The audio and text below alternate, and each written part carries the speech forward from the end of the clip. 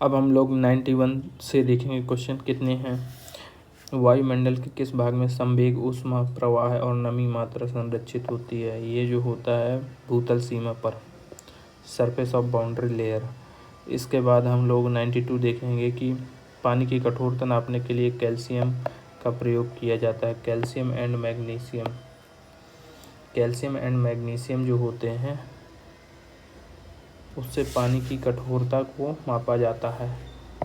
Calcium and magnesium को।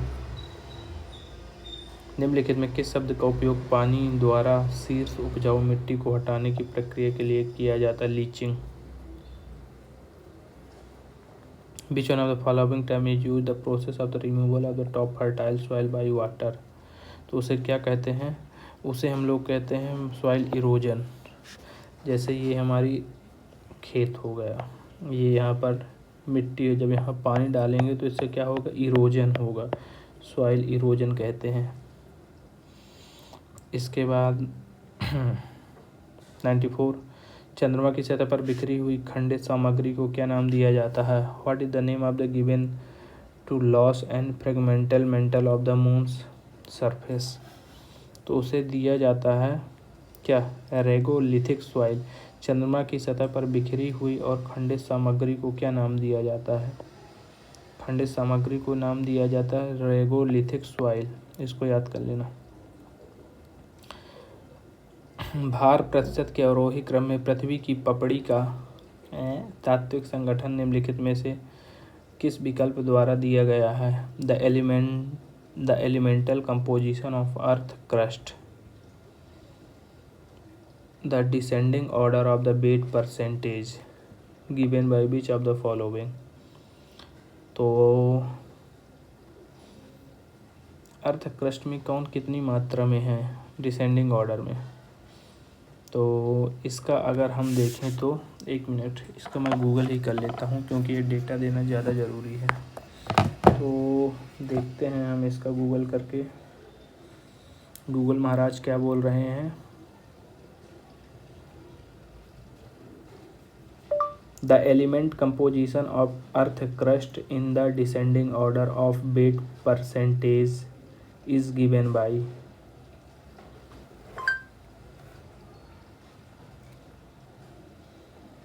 ओ दादा,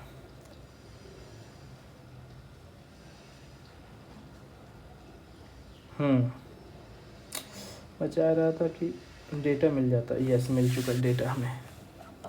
what is the percentage of the element in earth crust? तो जो earth crust में हमारा परसेंटेज ऑफ एलिमेंट है उसको आप जान लेना कि इससे आपको बहुत फ़ायदा होगा। Oxygen, silicon, aluminium and iron account for 88%। No, इसमें उतना नहीं दिया।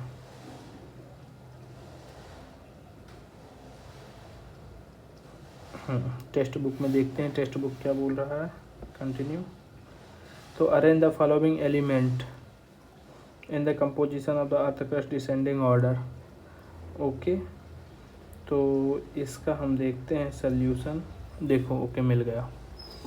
जो ऑक्सीजन है आपका वो 46% है, याद रख लेना इसको। जो सिलिकॉन है वो आपका 27% है। एल्युमिनियम है जो आपका 8.13% है।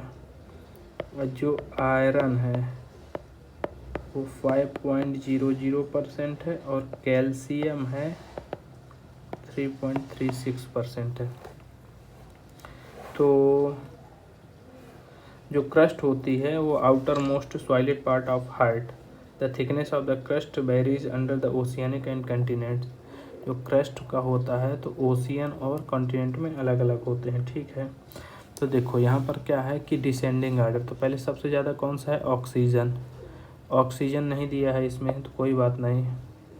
डिसेंडिंग ऑर्डर मतलब घटते क्रम में, तो सबसे बड़ी संख्या लेंगे। फिर एल्युमिनियम या सिलिकॉन में कौन बड़ा है? एल्युमिनियम काटो क्योंकि सिलिकॉन लास्ट में हो नहीं सकता। सिलिकॉन, फिर सबसे ज़्यादा सिलिकॉन है। फिर सिलिकॉन के बाद एल्युमिनियम है। एल्युमिनियम के बाद आयरन है। आयरन के बाद कैल्शियम है। काफ़ी अच्छा क्वेश्चन था और इसको नो डाउट कॉपी में नोट कर लेना चाहिए। कॉपी में नोट करेंगे तभी तो इसका आगे कुछ ना कुछ काम बनेगा। तो मैं भी इसका स्क्रीनशॉट ले ही लेता हूँ क्योंकि ये काफ़ी अच्छा क्वेश्चन लगा मेरे को।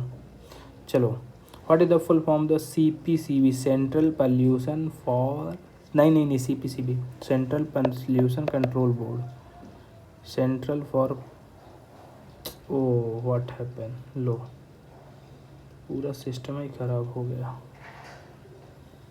फिर अपन को चलना पड़ेगा, यहाँ गए, इसमें गए, ये मिल गया, फिर अपन ये किए, फिर अपन को जाना पड़ेगा, 1 मिनट कोई बात नहीं, इतना चालू मत बनो।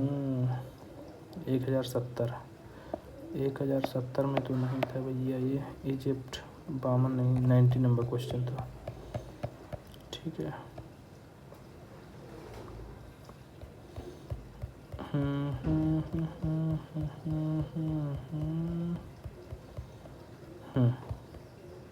चलो कोई बात नहीं, पहुंचने वाले हैं हम लोग, ये पहुंचेंगे अपना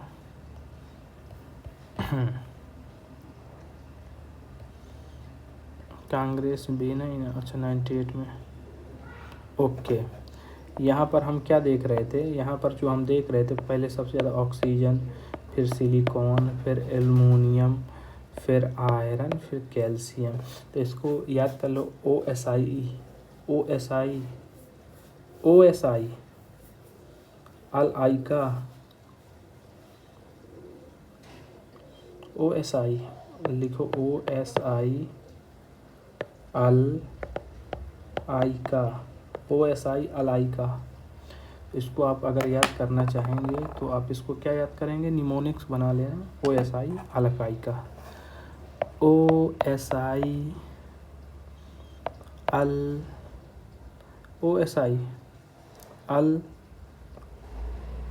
अल आई,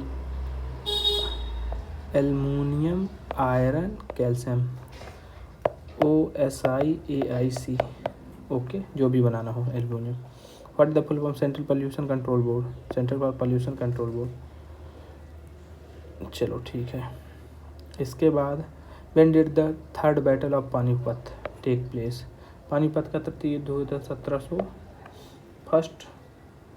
1761 में हुआ था पानीपत का तृतीय युद्ध। ऐसे क्वेश्चन तो बनने चाहिए यार, हिस्ट्री के टॉप मोस्ट क्वेश्चन होते हैं, ऐसे क्वेश्चन नहीं गलत होने चाहिए।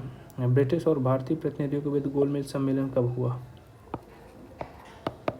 ये हुआ था 1931 वाला है ना, 1900, यस गलत है,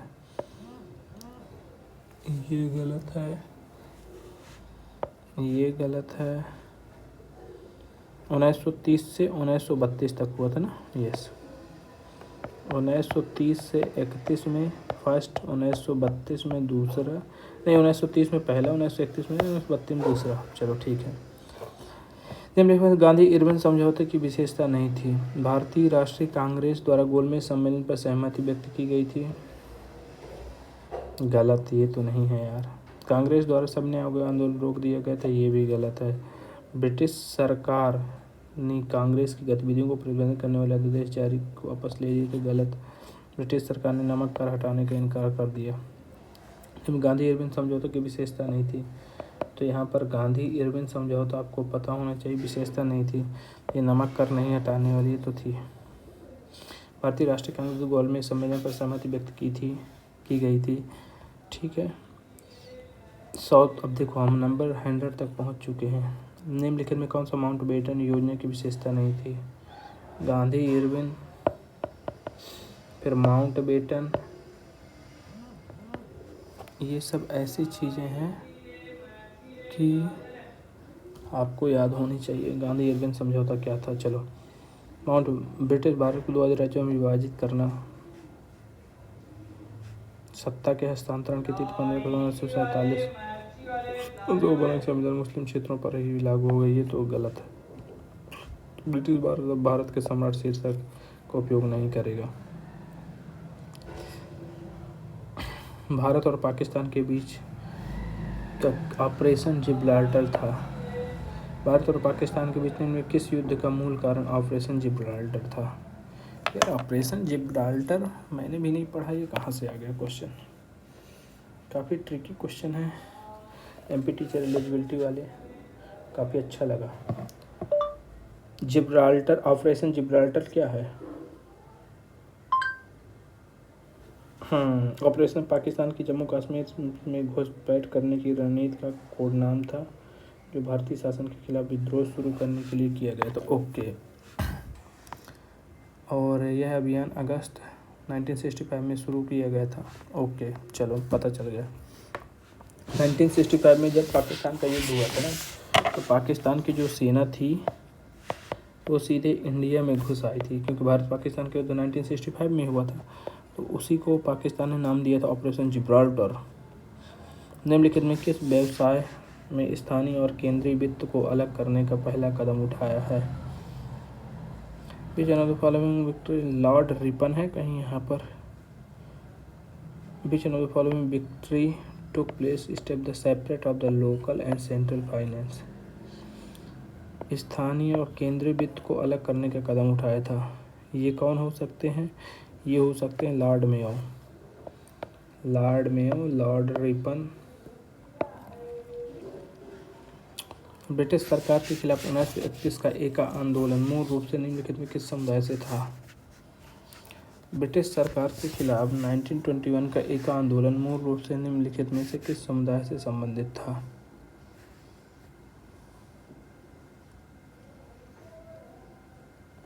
ये जो संबंधित था एका आंदोलन, किससे संबंधित था? एका आंदोलन ये जो आपका संबंधित था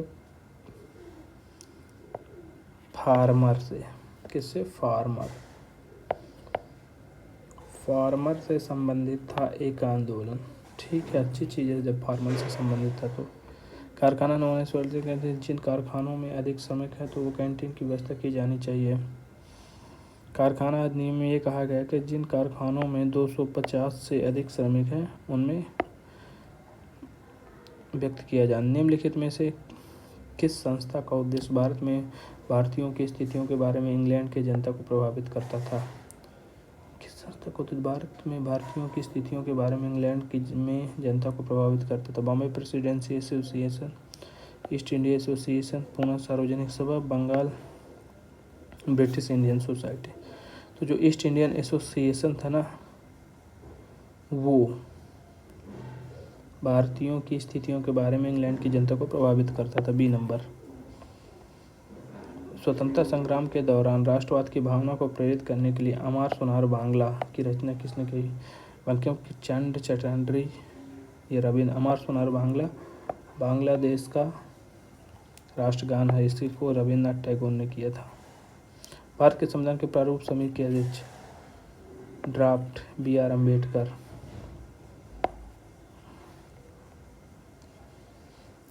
अच्छा, यहाँ से पॉलिटी चालू हो गई क्या? यस, चलो भाई अब पॉलिटी में चालू हो गई। राज्य के नीति से संविधान किस भाग में है? 4 में। भाग 4 कहाँ है? ये अधिवास कौन द्वारा कौन नागरिक नहीं है? Who is the not citizen by the domicile, जो भारत क्षेत्र में पैदा नहीं हुए। यस,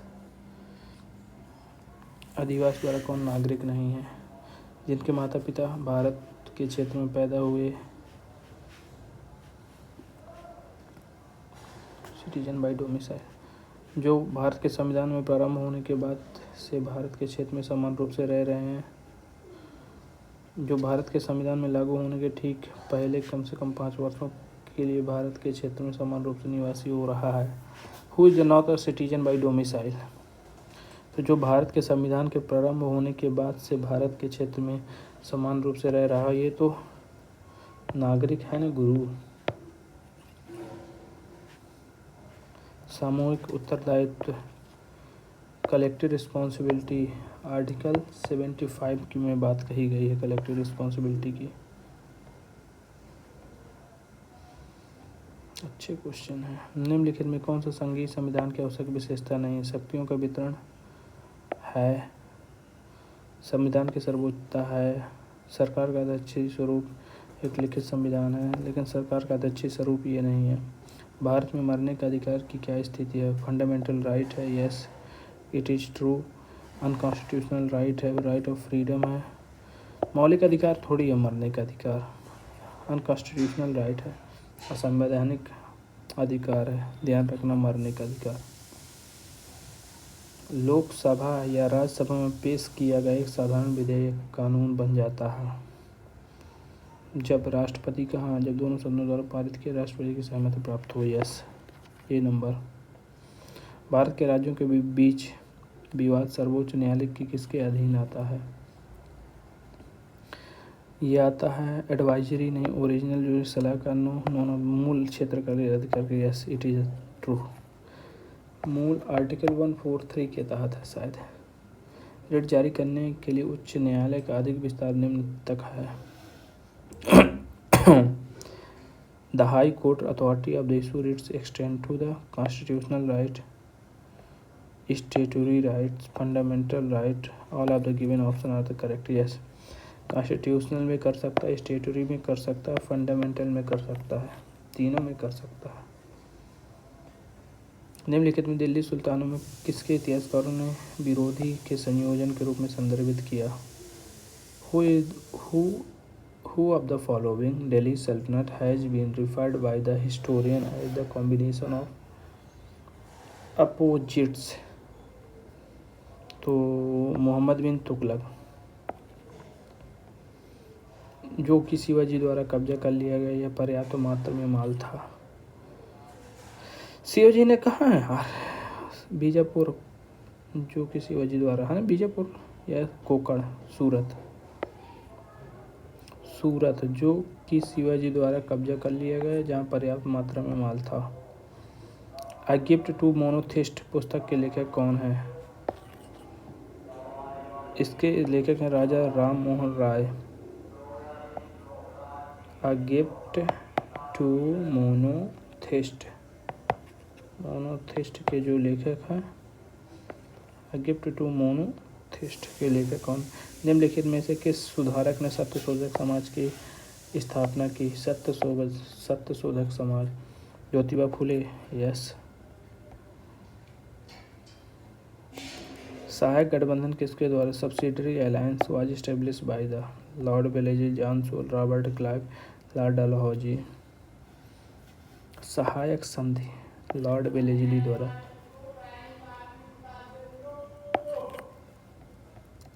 निम्नलिखित में से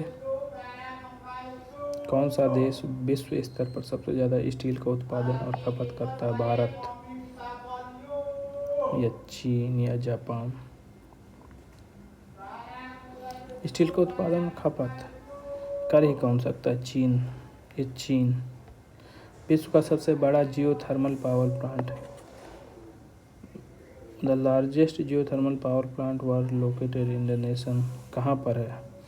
यूएसए में, यूएसए। निम्नलिखित में किस वस्तु को जीवाश्म ईंधन के रूप में वर्गीकृत नहीं किया गया? कोयला, कोल, ये जीवाश्म ईंधन है। जलाऊ लकड़ी प्राकृतिक गैस है। फायरवुड, जलाऊ लकड़ी, ये कोई जीवाश्म ईंधन नहीं है। इस क्षेत्र ने पिछले 100 वर्षों में दुनिया के सोने का 50% उत्पादन किया। निम्नलिखित सूची में क्षेत्र का नाम चुनें। जोहान्सबर्ग का विटवाटरसैंड क्षेत्र। जोहान्सबर्ग है कहाँ? साउथ अफ्रीका में। साउथ अफ्रीका में जोहान्सबर्ग है। पर्णपाती वन में इमारती लकड़ी के अधिकांश वृक्ष हैं। Deciduous of the coniferous forest. Deciduous पर्णपाती वन में holds the majority of the timber trees. Timber coniferous में। Deciduous and coniferous. Deciduous monsoon forest, monsoon and deciduous mangrove, गलत। अंतर्राष्ट्रीय न्यायालय कितने न्यायाधीश होते हैं? अंतर्राष्ट्रीय न्यायालय में कितने न्यायाधीश होते हैं? 5 न्यायाधीश। इंडियन कोर्ट जस्टिस एक नीदरलैंड में इसका। संयुक्त राष्ट्र महासभा की पहली महिला अध्यक्ष के रूप में किसने कार्य किया? Who serve as the first female president of United Nation General Assembly, United Nation Security Council? Vijaya Lakshmi Pandit. सांप्रदायिक राजनीति इस धारणा पर आधारित है कि धर्म स्रोत है। Communal politics is predicated on the notion that religion is the primary source of। सांप्रदायिक राजनीति इस धारणा पर आधारित है कि धर्म सामाजिक समुदाय का प्राथमिक स्रोत है। सामाजिक समुदाय। अनुसूचित जाति अनुसूचित जनजाति के लोगों को शिक्षण संस्थानों सरकारी पदों में आरक्षण देना तत्व को भारतीय संविधान और सामाजिक अन्याय को कम करने और समतामूलक को सुनिश्चित करने के लिए प्रयास है। नागरिकों का विचार गलत। भारतीय संविधान घोषणा करता है नहीं, ऐसे कुछ नहीं है। स्वतंत्र भारत गलत। समुद्र तट से 200 nautical ocean area up to the coastline territorial water 12 nautical mile है ना। समुद्र तट से 12 nautical mile territorial water 200 nautical mile वो अलग चीज़ होती है। निम्नलिखित में से कौन सी संरक्षण रणनीति प्रत्यक्ष सामुदायिक भागीदारी शामिल नहीं है? संयुक्त वन प्रबंधन है, बीज बचाओ आंदोलन, वन्य जीव अभयारण्यों का सीमांकन, चिपको आंदोलन।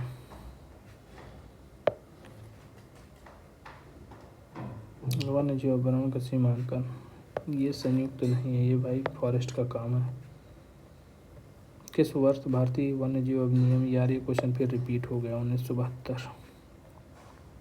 हरियाणा पंजाब को एक व्यापारिक फसल है पर उड़ीसा में एक निर्वाह फसल है, कौन? दिस इज द चावल। शिक्षार्थी केंद्रीय पाठ्यक्रम में निम्न कौन से सबसे महत्वपूर्ण है? Which one of the following the most important learner centre curriculum? शिक्षार्थी केंद्रीय पाठ्यक्रम में कौन सा सबसे महत्वपूर्ण है? टीचर। पेडागोजी आ गई, छोड़ो पेडागोजी।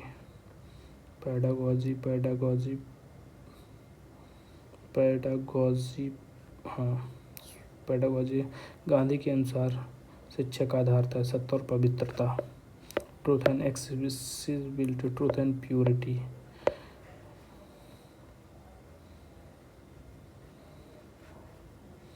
श्री अरबिंदो के प्रगतिशील शिक्षा के सिद्धांत के अनुसार शिक्षक को नौकरी के संबंध में निम्नलिखित कौन सा सही सिद्धांत है? शिक्षक को छात्रों के लिए सहायक या मार्गदर्शक की तरह होना चाहिए। यस। गिलफोर्ड ने उत्पादन के आयाम कितने श्रेणियों में विभाजित किया है? I don't know. ये भी पेडागोजी, ये भी अच्छा, general knowledge and current affairs. निम्नलिखित में कौन से सबसे लंबे समय तक लोकसभा अध्यक्ष रहे? मावलकर हैं क्या? मीरा कुमारी तो नहीं रही है। सोमनाथ चटर्जी नहीं, बलराम जाखड़। ये जो जाखड़ है ना, ये बलराम जाखड़, ये अच्छा क्वेश्चन है। संविधान सभा के प्रथम अध्यक्ष थे मावलकर। संविधान सभा के प्रथम अध्यक्ष थे ना, सॉरी, राजेंद्र प्रसाद। निम्नलिखित मध्य प्रदेश का पहला अंतर्राष्ट्रीय हवाई अड्डा कौन था? इंदौर एयरपोर्ट। अब्दुल कादर खत्री ने किस प्रतिष्ठित यूनेस्को शिल्प परिषद में सम्मानित किया गया है? जनरल करंट अफेयर्स का ये क्वेश्चन है 2018। ये करंट अफेयर्स इसको छोड़ देना।